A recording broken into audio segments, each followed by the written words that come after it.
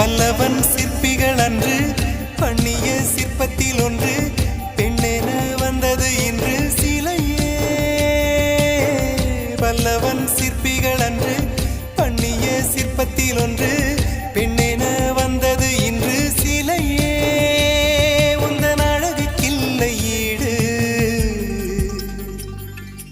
என்ன விலை அழகே, சொன்ன விலைக்கு வாங்க வருவேன், விலை உயிர் என்றாலும் தருவேன், இந்த அழகை கண்டு வியந்து போ.